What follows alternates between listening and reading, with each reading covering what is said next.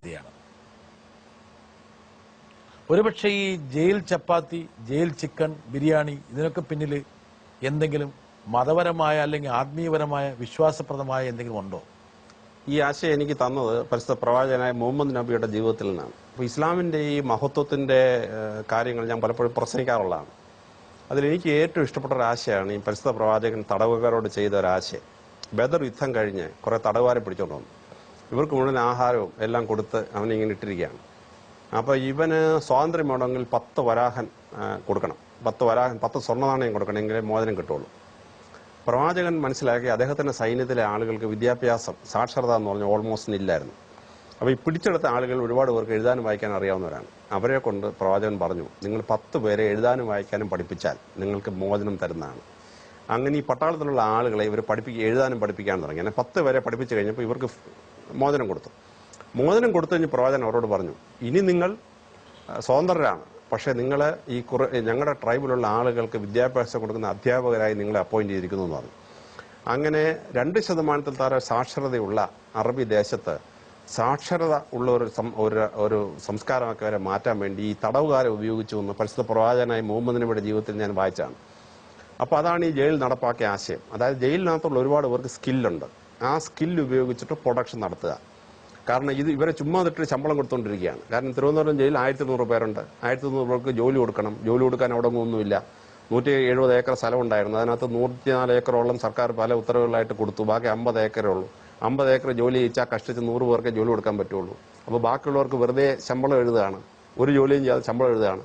ഇവന് ഐഡിയലായിട്ടിരുന്നിട്ട് ഇൻഡിസിപ്ലിൻ ഉണ്ടാക്കുക, ജയിലിൽ ഇരുന്നുകൊണ്ട് പുറത്ത് കുഴപ്പമുണ്ടാക്കുക, ഇതൊക്കെയാണ് ഇവന്റെ പരിപാടികൾ.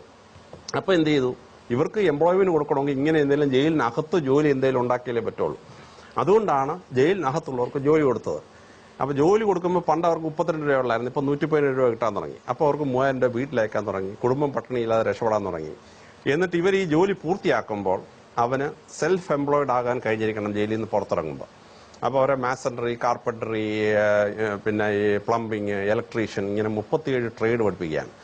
നെറ്റാൽത്തരി ഓപ്പൺ ജയിലുള്ള മുഴുവൻ പേരെ റബ്ബർ ടാപ്പിംഗ് പഠിപ്പിച്ചു. റബ്ബർ ബോർഡ് ഞാൻ എഴുതിയപ്പോൾ റബ്ബർ ബോർഡ് വന്ന് സൗജന്യമായിട്ട് എല്ലാവരും റബ്ബർ ടാപ്പിംഗ് പഠിപ്പിച്ചു.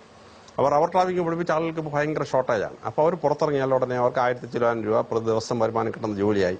30 ലക്ഷം രൂപയുടെ എസ്റ്റേറ്റ് കാരൻ വലിയ കാറിൽ കൊണ്ടുവന്നാണ് ഇവനെ എഴുന്നള്ളിച്ചുകൊണ്ട് പോകുന്നത്, ഈ പ്രിസണറെ എസ്റ്റേറ്റിലോട്ട് കൊണ്ടുപോകുന്നത്. നമ്മുടെ തിരുവനന്തപുരം സെൻട്രൽ ജയിലിലൊക്കെ ആണെങ്കിൽ ഈ കുക്സിന് ഭയങ്കര ഷോർട്ടേജാണ്. ഈ ഹോട്ടലുകളിൽ കുക്സ് ഇല്ല. അപ്പോൾ ഇവർ റിലീസ് ആവുന്നതിന് 2-3 മാസം മുമ്പ് തന്നെ ഹോട്ടൽ ഉടമകൾ അവിടെ വരും. ഇവരെ അഡ്വാൻസ് ബുക്കിംഗ് ആണ്, ഈ ക്യാമ്പസ് ബുക്കിംഗ് ആണ്, ക്യാമ്പസ് റിക്രൂട്ട്മെന്റ് ആണ്. എന്നിട്ട് ഇവൻ ഇറങ്ങുന്ന അന്ന് ദിവസം ഈ ഹോട്ടലുകാരൻ കാറും കൊണ്ടുവന്ന് ഈ തടവുകാരനെ എഴുന്നള്ളിച്ച് വണ്ടിയെ കയറ്റി ഞാൻ കൊണ്ടുപോവാണ്. അവൻ 1000 രൂപ ശമ്പളം ഒരു ദിവസം.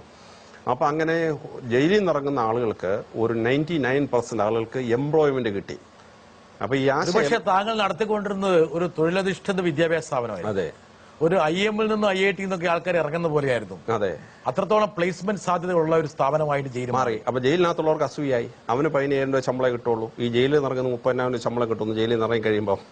അപ്പൊ ജയിലിൽ നിന്ന് ഇറങ്ങണവൻ വാർഡർക്ക് ഇവനോട് അസൂയായി. കാരണം വാർഡർ കിട്ടുന്നതിന്റെ ഇരട്ടി ശമ്പളമായി ഈ തടവുകാരന് ജയിലിൽ നിന്ന് ഇറങ്ങി കഴിയുമ്പോൾ, ഈ കുക്കിങ്ങും ഈ ടാപ്പിങ്ങും ഒക്കെ പഠിച്ച തടവുകാർക്ക്. അപ്പോൾ പരിശുദ്ധ പ്രവാചകൻ എനിക്ക് തന്ന ഒരു വലിയ ആശയം ഞാൻ ജയിലിൽ നടപ്പാക്കിയതാണ് ഈ ആശയം എന്ന് പറയുന്നത്. എന്തായാലും താങ്കളുടെ ആ ഒരു